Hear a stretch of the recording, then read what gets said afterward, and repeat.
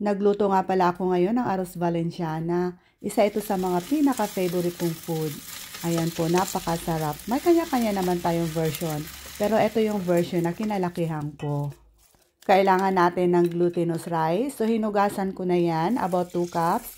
At pagkatapos ay lalagyan na natin ng 1 and 3/4 cup of water. At saka itong pork cube, isang pork cube po.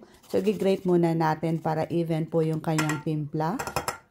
At pagkatapos ay lalagyan natin ng turmeric powder. Pwede din naman kayong gumamit ng atsuete. At isaing natin to gamit ang rice cooker. At dito naman sa wok, ilagay na itong ating pork slices. Lutuin lang natin hanggat sa magmamantika. So naglagay tayo ng konting tubig para maluto ng bahagya. Continue lang po ang paghalo-halo para hindi po masunog itong ating pork. Pag naging light brown na, isantabi muna natin sa gilid. At saka igigisa na natin itong ating mga spices tulad nitong bawang. At pag naging light brown na, idagdag na din natin itong ating na-chop na onion.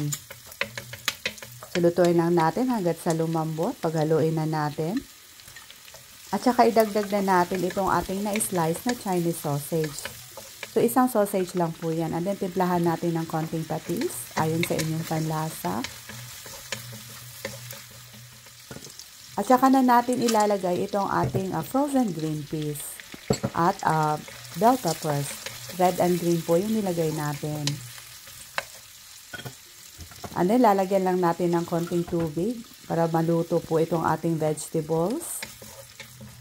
Konting tubig lang po. And then hayaan lang natin mag-absorb ang liquid.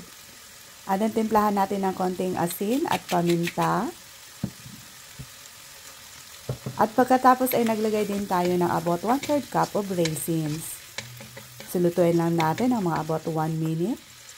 At saka na natin ilalagay itong ating nailuto kaninang glutinous rice.